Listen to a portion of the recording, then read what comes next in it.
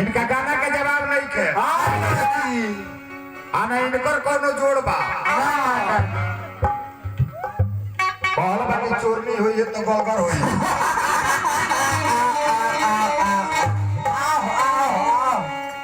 जितना फुदुक फुदुक कोइले बड़ा ए बबू लोग के समझा के रखल बा ऐसे कि हम अकेले दुगो लता से हमार मजबूरी बा हां अब वो लोग खाली ना कहले कि अई पछा से पैसा देली संस्कार हो हैं इनकर संस्कार देखी कितना अच्छा बा हई बालू नाल वाला के शिकायत करते तो चली झाल वाला के शिकायत करिए तो चली जे कोना लायक रहेला ऊपर कटाक्ष करेला ता ब्याज में कोना दोष कोचना में दोष कटाक्ष करता हमार तू करता रहो एगो काम ना करो कि 3 गो मेन माइक बनवा लो 3 जना गावलो तारा के भला बुरा हमरा म्यूजिशियन में केहू बोलो इनकर संस्कार देखी बारे संस्कारी आदमी हमरा तो बुझाता कि 16 गो संस्कार में तारा लगे कोनो से भेंट ना हो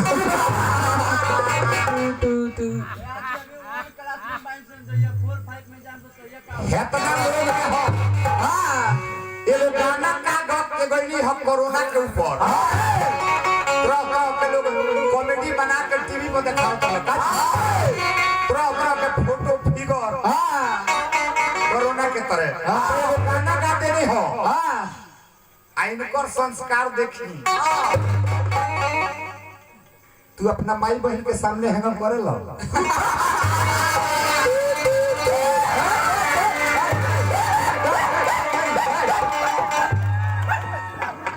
हसरे लोग गलती बात नहीं ना पूछ ले जी ना रवा लोग इन सब ब्याज हमारा के कलो हो तो हम गाना गाए हमार माई बैठल चाहे बहन बैठो हमार धंधा बजाओ ना चीज के रुपया ले वो काम के हमरा करे के बा रहल बात की तनी पर्दा बेपर्दा के काजी अब बेपर्दा वाली तो बात ना करी हो सांस से मुंह से काजी मेन बीमारी यही से फैलत होइला हो अब माने मानिए के चलिए अगर एगो कोहिया देली तो कोनो कोनी हीरोइनिया के चुमा लेवे के माना कोनी आ हीरोइनिया तारा भेटाई चुमा लेवे खतरा ब्याज जी के घर का पिछवाड़ा बाड़ी जाए बाकी तू जो गलती ऐसा कइलो हम का तू करबई अपना द्वार पर ना करबो एगो बात तौरी कलो हो नगेंद्र बाबू यही के चलते तारलनी के साथे हमरा गावे के मन ना ना कितना मजबूरी छोड़िए देले माने दुगोला सिंगले प्रोग्राम गावत तनी ए जता हरा हमरा खेत के नापी थोड़ी चलता कि तू कह के जा बतइबो कि हम 1200 बीघा जोते नहीं हाजी हाजी हम एक कट्ठा वाला हई हमरा नसीब में एक कट्ठा रहे तारा हमरा घर के पंचायती थोड़ी बा ना ना ना कि तार भाई के मेहरारू भाग गई ई कोइया जी तारा हमरा घर के पंचायती थोड़ी होता ना ना ना कि तारा घर में हई घटना घटो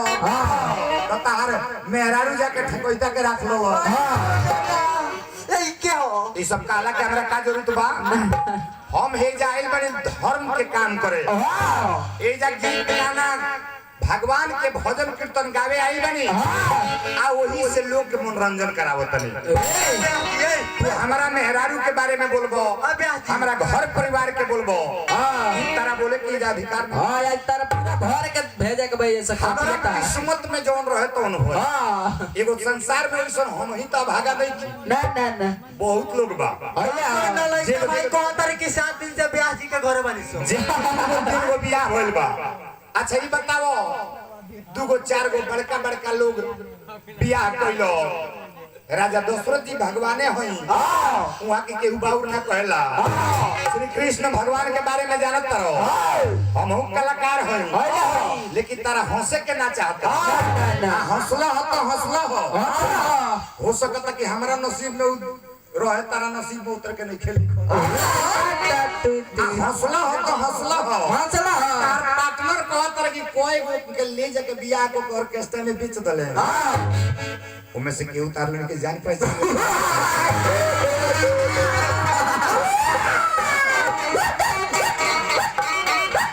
आए इनकर बहन रहे तू ही कहे नरेंद्र बाबू हम ना कहूँ तारा कोनो रिलेशन होई का जी लेकिन देखी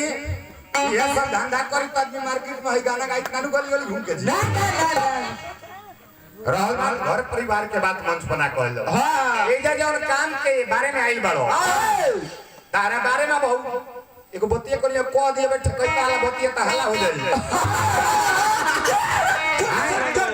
अभी ज्यादा दिन के बाद ना हो घरे घरे हां बोल लो जा 3 दिन तार बोल तू कहां रही है तो खाए पता ना लगा लेकिन सब काला कैमरा का काम बा हां हमरा घर के पंचायत ये थोड़ी होता ना ये शास्त्र के बात बा गीत गौने के बात बा होले शेरो शायरी के बात बा हां तो बाबू कहल बा कि जे माया ना करी उदाया का करी आ जौन पुरान कदी उ नया का करी जे माया ना करी उदाया का करी आ जौन पुरान कदी उ नया का करी अरे हई कीचड़ों में खिली त कमल के फूल हो एकर पर तर तराई सन बिहारा कहल बा कि बोका के कितनो खियैबो सियार ना होई बोका के कितनो खियैबो सियार ना होई आ दुश्मन के कितनो खियैबो यार ना होई हे दे ए नंदू ई बात उ समझता काजी जे होशियार बा तारा ऐसन बुर्बक के कितनो समझावल जाई तो होशियार चली बड़ा बढ़िया गाना बजाना सुननी हो गाना सुन इनकर लॉकडाउन के गाना आई रहे हमरे को गाना आई रहे भक्त जाके ही है दशहरा के समय चलता उन्हीं के दरबार में कहता ए मोरे गाना जोड़े के तू हमरा के बतावत रहो हम तुरंत बना के शेरो शायरी कविता लिख के तुरंत गाना गा दिले उरार लिख रहलो आए गाना जौन कोनी है तो बताई ए लगवाई हाय मत पूरा ओरिजिनलिटी जानत होइलो आ तो कहो तो 2-3 चक्कर साइकिल से लगाई हम घर के शिकायत का परिवार के कोई ले बड़ो हम एगो बतिया करी कि तू हमरा के सोचत हो ये जानी ले कि हमरा किस्मत में जौन बा ओए पैसा ले ली क्या बचन के बा अरे रुके रहा के ना कोई लोग आए वाला काहे ना निकल बा कहां आइल बड़ो आइल बड़ा उ साज निकलवाए उक छिलाल बड़ा काहे जुकिया कहो ए उक छिलाल बड़ा चलिए हमरा आनंद भाई आ भैया मन्नू मिश्रा व्यास जी बड़ी सुंदर कलाकार आ बड़ा ही सहयोग देले बनी आज ये भैया के कृपा से हमारे कलाकार लोग पहुंच गए तो चलिए बड़ी बड़ी रुपया है कलाकार का पुरस्कार देले बनी माई दुर्गा भगवान भोले शंकर जी माता गौरा पार्वती जी से निहोरा है कि हे माई जवना खजाना से ई रुपया चल के आई बा खजाना में खजाना भरल बाकी नहीं है दुलाई में इहे भक्त जाके माई के दरबार में कहत रहे अरे लॉकडाउन के चक्कर में माई रउआ से अटकल बा जगह जगह मंदिर में पूजा होता लका जी कितना श्रद्धा से हुई रे एगो इस समय आ गई बाकी लोग चोरा नुका के कहीं कहीं आई शहर के बात रही तो तरी बैठे दी जी प्रसाद ना अब बाहर के बात रही तो प्रोग्राम हुई ना बाहर जाके शहर में कोई प्रोग्राम नहीं क्यों एक तो बड़ी श्रद्धा बा बड़ी भक्ति बा ये सोना सती नगर के लोग के अंदर आज भगवान के चर्चा ही इतना आफत विपत में भी कराव में कामयाब बने लेकिन नहीं यह कहे पड़ते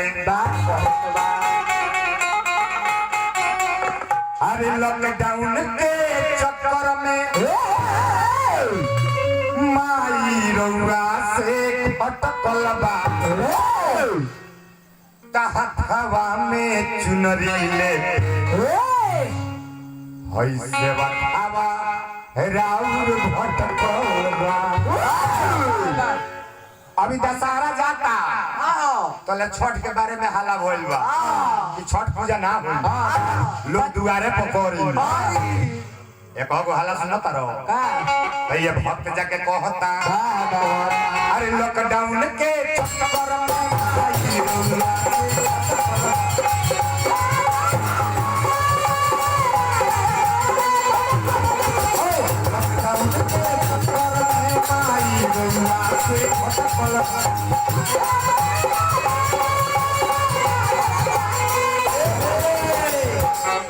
मुड़िया परदान से चली आई भगवानिया राउर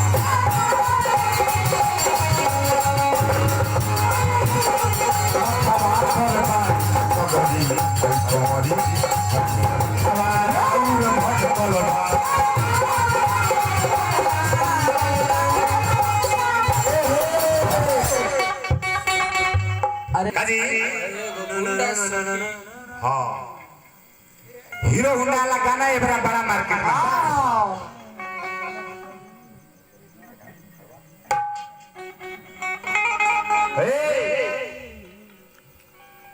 ले लो फूल प्रसादी औरी फल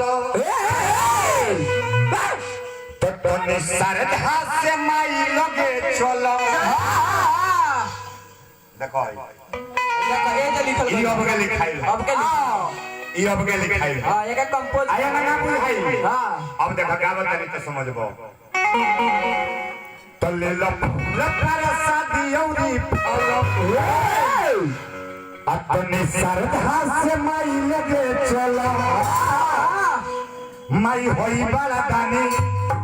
आउ दिल्ली सोना चानी तो उन पर काम बाटे बड़ी हाई भाई सब अरे उन पर काम बाटे बड़ी हाई भाई तो सबका परहेली सहाई सब आ होई सोना सती के माई होई सोना सती गांव के मैया की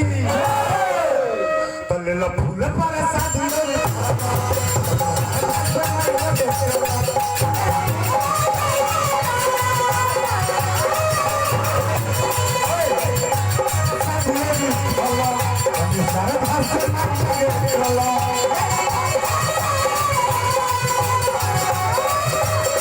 भाई बड़ा जानी तू दिल्ली से न जानी भाई बड़ा जानी तू दिल्ली से न जानी सरकार बाटे बड़ी भाई भाई सब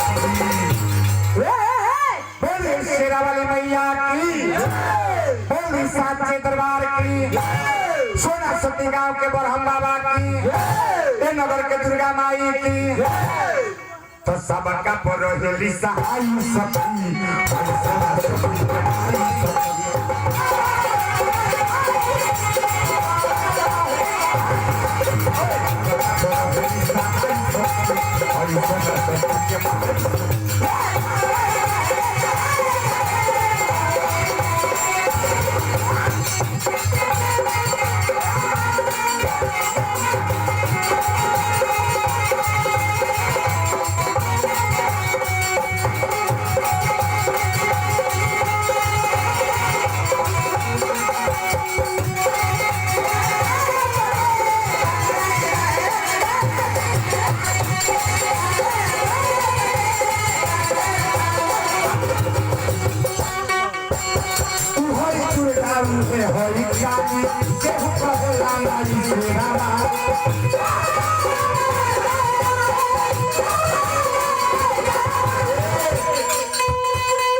अरे रहो बने रुक जाए बड़ा चुटकुला बोल रहे हैं हां दुकान पाड़ा कजी पाड़ा पाड़ी के कहानी ढेर जाना था ऊपरवा काहे मुअल जाने तने का भई एक बेर चल गई हम सिर कहिया ओ जे बगल में इनका घर बा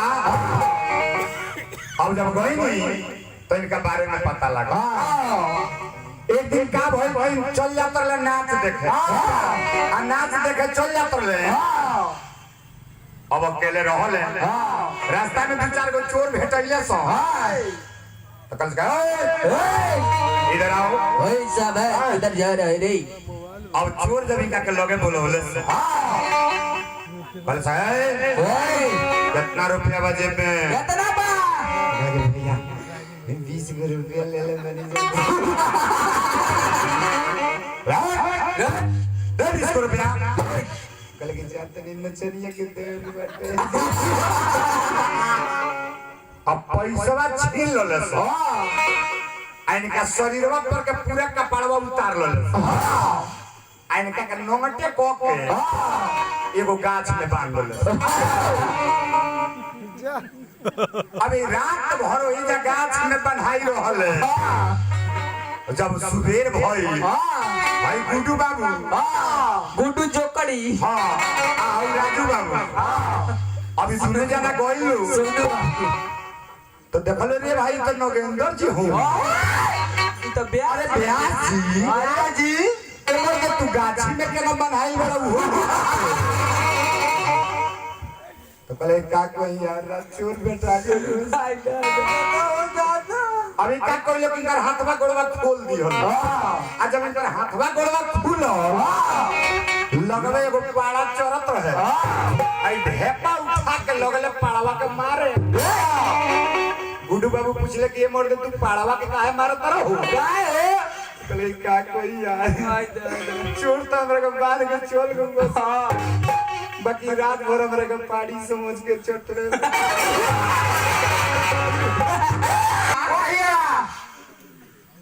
जइया वो भतार के बुलावा आ जाए कौन भतार के ओ भवतार के ओ भगवान के नाम है भवतार लोग कहेला कि पति परमेश्वर होले वही से देहात में अच्छा ये देश में औरत लोग अपना पति के लोग वो भवतार के तुलना देवे लागल कि हमार पति परमेश्वर के भगवान के जैसन इहे हमने के अपना पत्नी के मेहरारू के भतार है सो बाकी रू भतार पूरा दुनिया के